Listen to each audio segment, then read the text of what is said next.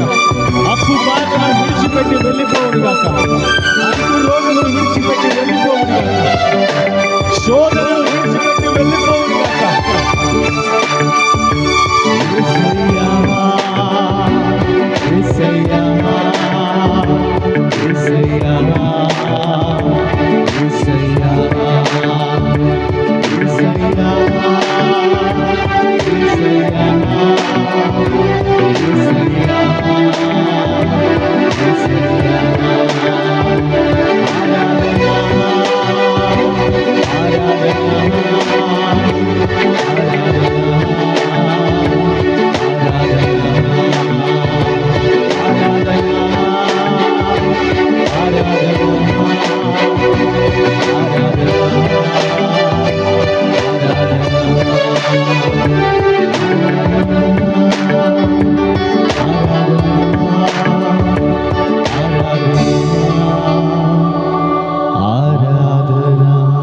చివరిసారిగా ప్రతి ఒక్కరూ కళ్ళు మూసుకో.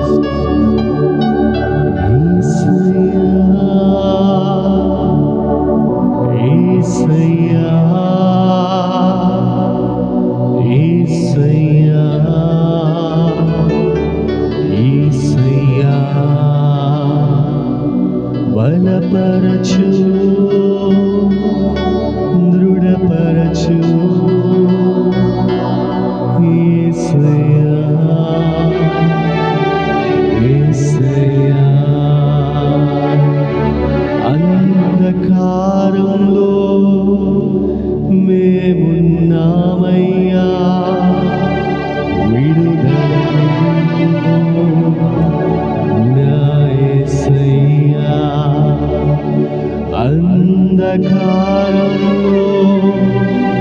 మేమున్నామయ్యా,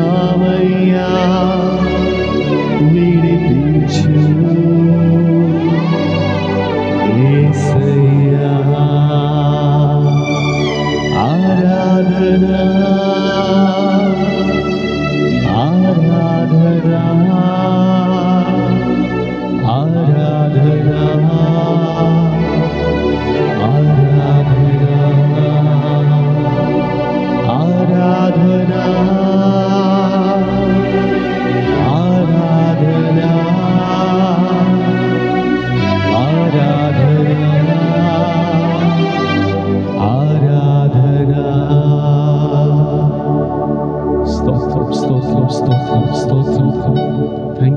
పరిశుద్ధాత్మదేవ, ఈ ఆరాధనలో నీ ఆత్మతో మమ్మల్ని నింపినందుకు స్తోత్రం నాయన.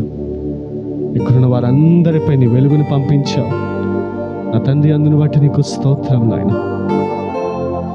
ఆ వెలుగును సదాకాలం ఉండే వెలుగుగా దీవించమని వేడుకుంటున్నాం నా తండ్రి. బలపరచమని ఈ మనవులని మా నాథుడైన యేసుక్రీస్తు నామములో వేడుకున్నాం కృపగలిగిన మా దేవా. Amen amen. Praise the lord. దయచేసి కూర్చుందాం. Hallelujah hallelujah. యోహాను సువార్త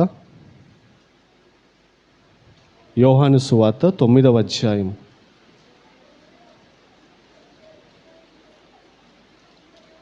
బుక్ ఆఫ్ జాన్ చాప్టర్ 9.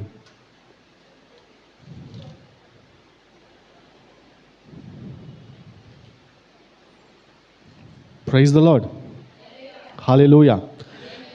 ఈ యోహాను సువార్త 9వ అధ్యాయంలో ఒకసారి తెరచి పెట్టుకోండి అంతే. ఎవరైనా చదవద్దు, నేను చెప్తాను ఇప్పుడే చదవాలి. హల్లెలూయా. యోహాను సువార్త 9వ అధ్యాయం. ఈ అధ్యాయంలో మనం చూసినట్లయితే ఎప్పుడు జరగనటువంటి ఒక అద్భుత కార్యము జరిగింది. Praise the lord. చెప్పాలి, ఎప్పుడు జరగనటువంటి ఒక అద్భుత కార్యం. Praise the lord. యేసుక్రీస్తు ప్రభువారు ఆ యొక్క మార్గంలో తన శిష్యులతో నడుచుకుంటూ వెళ్తున్నారు. అక్కడ ఎప్పుడైతే నడుచుకుంటూ వెళ్తున్నారో పుట్టి గుడ్డివాడు అక్కడ ఉన్నారు. ఎవరున్నారు? పుట్టి గుడ్డివాడు. పుట్టి గుడ్డివాడు అంటే ఎప్పుడూ కూడా వెలుగును కానీ ఎప్పుడూ కూడా ఈ లోకాన్ని చూడని వ్యక్తి. Praise the lord.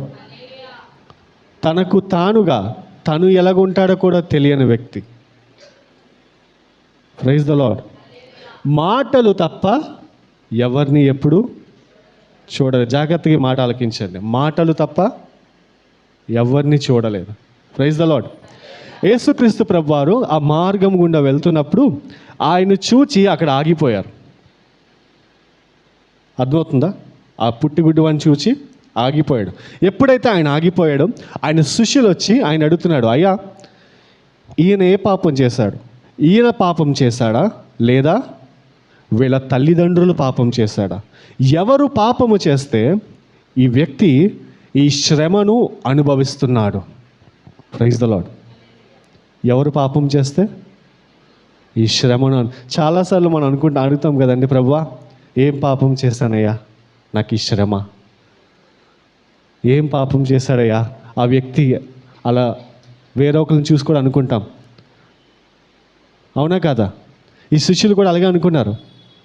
ఆ వ్యక్తిని చూసి ఏం పాపం చేశాడు? అతను పాపం చేశాడా వాళ్ళ తల్లిదండ్రులు పాపం చేశాడా? ఎవరి పాపం ఆ మీదకి వచ్చి పాపం చిన్నప్పటి నుంచి కళ్ళు పనిచేయట్లేదు, ఏమీ చూడలేకపోతున్నాడు. Praise the lord. హల్లెలూయా. దానికి యేసు ప్రభు అంటున్నారు. ఇప్పుడు వాక్యం చదవండి. 9వ అధ్యాయము 3వ వచనం చదవండి ఒకసారి.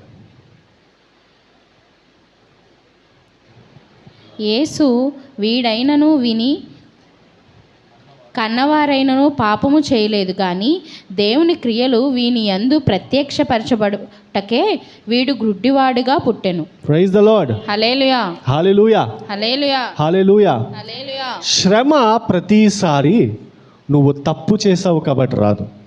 శ్రమ నువ్వు ప్రతిసారి నీ పితరుల పాపం అంటే చాలాసార్లు ఏమనుకుంటామంటే మన నోటి నుంచి వచ్చే మాట్లాడినో తెలుసా, ఇదంతా చీకటి పని, సైతాను పని. Praise the lord. హల్లెలూయా. మన జీవితంలో ఒక శ్రమ రాగానే మనం ఏమనుకుంటాం? ఇది సైతాను పని. అవునా కాదా? ఒక కష్టం రాగానే ఏమనుకుంటాం? నేను పలానా పాపం చేశాను కదా, ఆ తప్పు వల్లే దేవుడు నన్ను శిక్షించాడు. హల్లెలూయా. హల్లెలూయా. జాగ్రత్తగా ఆలకించండి. పాపానికి జీతము శిక్ష కాదేంటి? మరణం. ఆ మరణాన్ని జయించిన క్రీస్తుని ఈరోజు మనం కలిగి ఉన్నాం. నేను జీవిస్తున్నాను కాబట్టే మీరును జీవిస్తున్నారు. Praise the lord. హల్లెలూయా.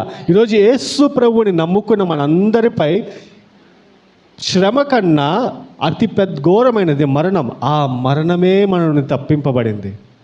అవునా కదా? Praise the lord. Hallelujah. Hallelujah. అయితే యేసుక్రీస్తు ప్రభువు ఏమంటున్నారంటే ఈయన